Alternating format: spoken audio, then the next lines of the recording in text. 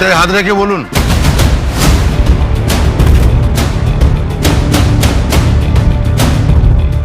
যাহা বলিব সত্য বলিব, যাহা বলিব সত্য বলিব, সত্য বই মিথ্যা বলিব না। সত্য বই মিথ্যা বলিব না।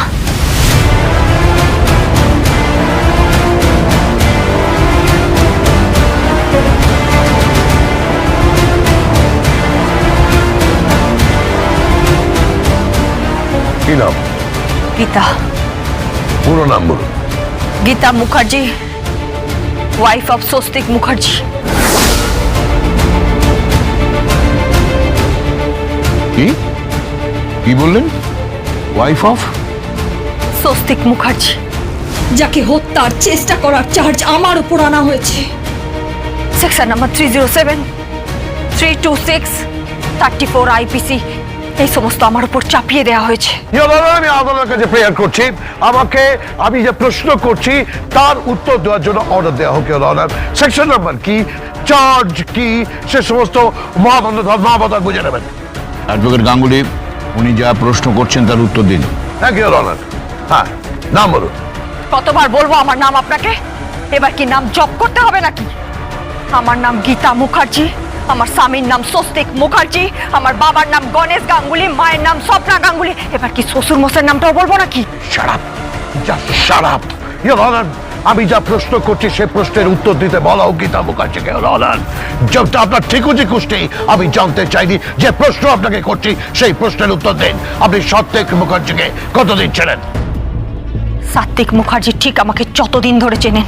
আপনাদের মধ্যে সম্পর্কটা ঠিক কি? সাত্বিক মুখার্জির সাথে আমার সম্পর্ক জামাইবাবু আর শালিকার। আমার দিদির সাথে তার বিবাহ হয়েছে।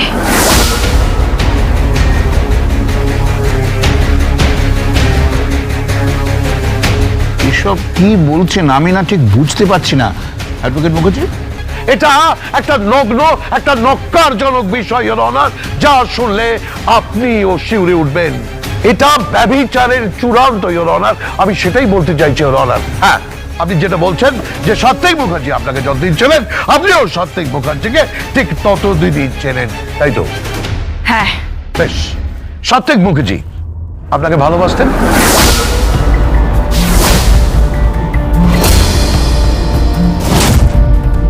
এই প্রশ্নটা তো আপনি ওনাকেই করতে পারতেন। অবশ্য আপনি ওনাকে কাঠ করা এনে এই প্রশ্নটা করেছেন, আর উনি সেটা অ্যাকসেপ্ট করেছেন। গুড। আপনি সাত্বিক মুখার্জিকে ভালোবাসতেন? আমি একটা মানুষকেই ভালোবাসি, আর সেটা আমার স্বামী। আমি রাস্তা ঘাটে পথে আদালতে ভালোবাসা বিলি করে বেড়াই না। না না, অবজেকশন। এটা কি ধরনের কথা হচ্ছে অনার? এটা কি হচ্ছে অনার? কি বলছেন আপনি? ঠিক করে কথা বলুন। আপনি ভদ্রভাবে কথা বলুন। Hello friends, welcome back to my channel. আশা করছি তোমরা সকলে খুব ভালো আছো। তো আমার নতুন চ্যানেলে তোমাদের সকলকে জানাই আমার তরফ থেকে অনেক অনেক ওয়েলকাম এবং অনেক অনেক ভালোবাসা। তো আজকেকার ভিডিওটি ছিল স্টার জলসা সিরিয়াল গীতা এলএলবি সিরিয়াল থেকে গীতার যে চরিত্রটি, তো সেই চরিত্রটি আমি আমার মতন করে চেষ্টা করেছি। তোমরা এর আগে এপিসোডগুলোতে দেখতে পেয়েছো যে গীতা এবং অগ্নিজিৎ মুখার্জি, মানে গীতা এবং তার শ্বশুরমশাই, অর্থাৎ শ্বশুর ভার্সেস বৌমার মধ্যে কিন্তু একটা মানে কনফারেন্স চলছে। তো সেখানে কিন্তু অগ্নিজিৎ মুখার্জির মুখোমুখি কিন্তু গীতা, মানে গীতা কাঠগড়াতে আছে এবং অগ্নিজিৎ মুখার্জি তাকে কিছু মানে সওয়াল করছে এবং সে উপযুক্ত জবাবগুলো দিয়েছে। যেমন যেমন সওয়াল করেছে সেরকম জবাবও কিন্তু মানে গীতা দিয়েছে। যে গীতা কি অন্যায় করেছে না করেনি সেটা কিন্তু গীতা প্রতিবাদ করে জানিয়ে দিয়েছে। কিন্তু অগ্নিজিৎ মুখার্জি বারংবার বলছে যে গীতাই নাকি যে গুন্ডা হায়ার করে মানে তার ছোট ছেলে স্বস্তিক মুখার্জিকে